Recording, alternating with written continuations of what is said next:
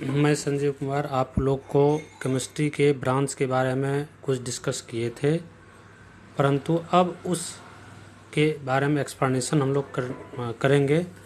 उसमें बताए थे एक फिज़िकल केमिस्ट्री। तो फिज़िकल केमिस्ट्री में आपको डिफाइन कर सकते हैं, उसमें कर सकते हैं the branch of chemistry which deals about law of chemical combination and it's mathematical analysis is called physical chemistry. इसका मतलब फिज़िकल केमिस्ट्री में पूरी तरह से पूर्णतया फिज़िकल बातें पूर्णतया मैथमेटिकल एनालिसिस पर आधारित हम लोग सारे थ्योरी और लॉ को पढ़ेंगे। इसमें हम लोग देखते हैं कि केमिस्ट्री में मैटर के बारे में पढ़ा जाता है और आपको बताए थे केमिस्ट्री का मीनिंग ही होता है मैटर, जबकि फिजिक्स का मीनिंग बताए थे नेचर, बायोलॉजी का मीनिंग बताए थे आपको लाइफ होता है।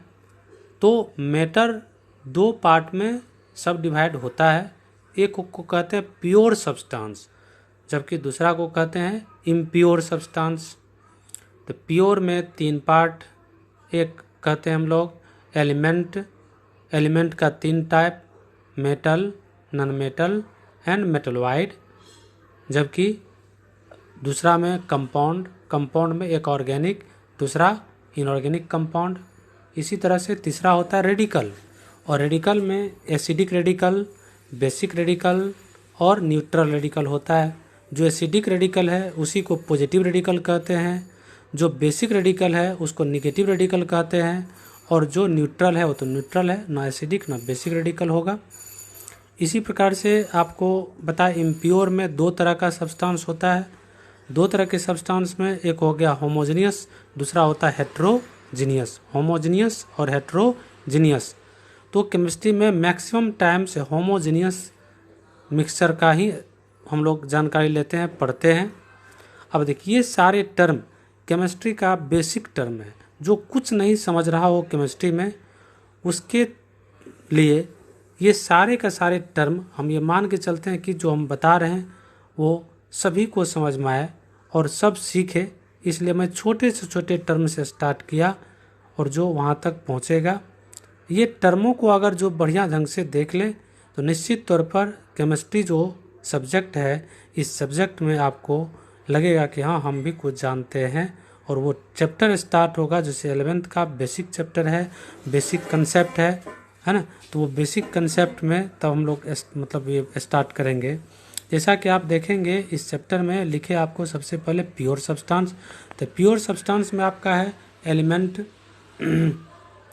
तो एलिमेंट को अगर डिफाइन करेंगे तो कहेंगे कि वे प्योर सब्सटेंस जिसको फिजिकल यानी भौतिक और रासायनिक किसी भी विधि से सब डिवाइड नहीं किया जा सकता, वही एलिमेंट है। इसी को इंग्लिश में कह सकते हैं those pure substance which can not sub divided into other substance is called, है ना, element. That is those chemical substance which can not sub divided into other substance by any physical and chemical method is called element.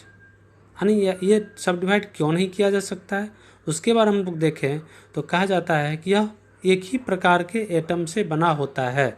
इस कारण से इसको छोटे छोटे टुकड़े में भी तोड़ेंगे तो देखेंगे सिर्फ और सिर्फ वही एटम प्रेजेंट है। यानी इसको हम लोग कह सकते हैं the smallest particle of an element is called atom. इसका मतलब कह सकते हैं कि it is made up of only one kind of atom. यह एक ही प्रकार के एटम से बना होता है और यह एक ही प्रकार का परमाणु से बना होता है ना।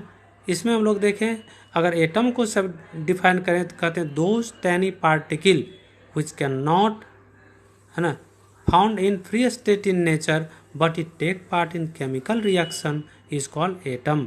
यानी कहते वे अति सूक्ष्म कण जो प्रकृति में स्वतंत्र अवस्था में नहीं पाया जाता लेकिन रासायनिक प्रतिक्रिया में भाग लेता है, उसको हम लोग कहते हैं एटम। यानी एटम कोई भी एलिमेंट का जो सिंबल है वह सिंबल रिप्रेजेंट करता है वन एटम को। यानी any symbolic representation of an element is indicate one atom. यह सिर्फ और सिर्फ एक एटम को सब डिवाइड करता है। तो आज मैंने जो मैटर के बारे में एक्सप्लेन किया, ये सारे का सारे जैसे अभी एलिमेंट के बारे में हम लोग डिस्कस कर रहे हैं, तो केमिस्ट्री में हम लोग देखते हैं हर एक टर्म एक दूसरे से लिंक होता है जिसको बहुत ही आनंदपूर्वक आप पढ़ सकते हैं। जैसे एलिमेंट पढ़े तो एटम का अपने आप जानकारी मिल गया कि एटम से बना हुआ है। फिर हम लोग पढ़ेंगे कि एटम का आकार कैसा होता है, शेप कैसा होता है, इसका रेडियस क्या होता है, इसमें कौन कौन कण होता है। तो आप लोग जानते होंगे कि केमिस्ट्री में जो एटम है, एटम में 37 सब पार्टिकल्स प्रेजेंट होते हैं, परंतु 3 फंडामेंटल पार्टिकल ओनली है, जो कि इलेक्ट्रॉन, प्रोटॉन, न्यूट्रॉन के नाम से जाना जाता है। ये सारे कणों के बारे में कोई स्टेबल है या नहीं है, क्यों नहीं है या क्यों है, इसके बारे में डिस्कस करते हुए हम लोग आगे बढ़ेंगे और देखेंगे कि ये टर्म कितनी ज़्यादा यूजफुल होता है हम लोग के चैप्टर के लिए। आज यहीं तक, ओके।